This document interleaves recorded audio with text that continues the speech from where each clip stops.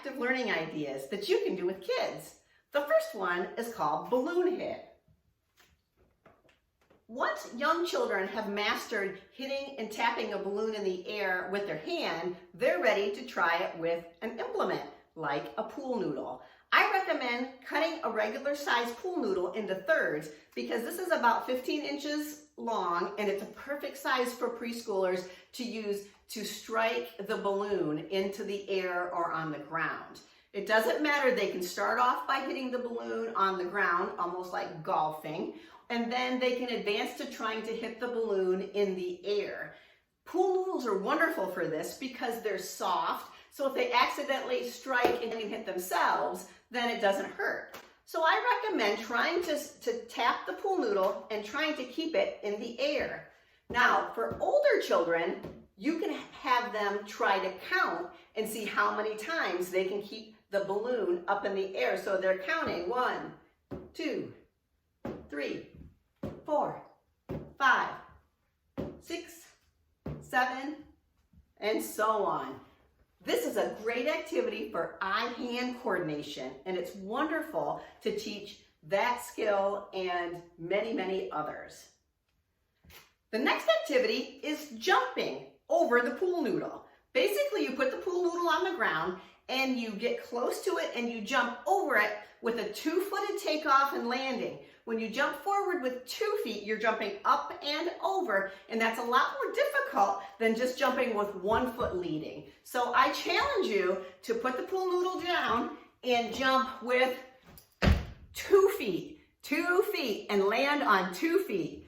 Now with older children, you can have them jump forward, and then you can have them move the pool noodle forward, and you can have them stay back again and try to jump even farther past the noodle and keep moving the noodle out until they're jumping super far.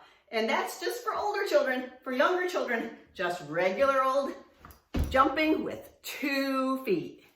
The next activity with pool noodles is an obstacle course. Obstacle courses are amazing. They work on so many different concepts. You can make so many different obstacle courses with 4 or 5 pool noodles. I recommend putting them down lengthwise for children to jump over them. You can put them, support them on 2 different chairs or tables and have them crawl under them.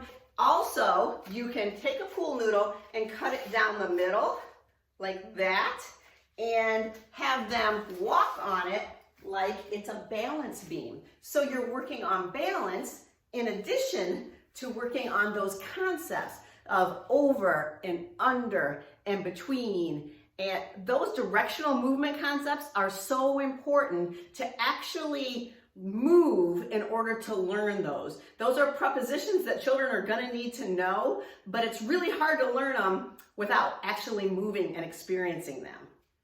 The next pool noodle activity is called alphabet matching. What you do is you take your ABCs of movement cards and you put them out on the floor. And then you take pool noodles and cut them into, I don't know, about 1-inch size pieces. And then you write letters on the pool noodle. The child then takes the pool noodle out of a bag or a bucket and finds the match on the floor, and then puts the pool noodle on top of the ABC card, and then we all do that movement. So for example, this is the letter S. We would find the letter S on the floor, we would put it on the ABC card, and the ABC card for the letter S is this one right here, and it's skip. So then we would all skip around the room until we get another noodle and reach in and find that one and match it and then do the next movement. The next activity is called stringing noodles. What you need is a pretty decent string or rope. I tied it at the end so the noodles don't go through, because what we're going to do is we're going to string the noodles on here. So we would definitely find the alphabet letters that we used for our previous activity and find the A, and then we would string it on our string, and then we would find the B, and then we would put that on, and then we would find the C, and we go on and on and on until we have a whole string of the alphabet. Hold on to a pool noodle lengthwise with both hands. Briefly let go of the noodle and quickly catch it before it drops. Then make it a cooperative learning game by doing this with a friend. There are oodles of noodle activities out there, and I encourage you to keep active with your kids in the summer by doing some noodle play.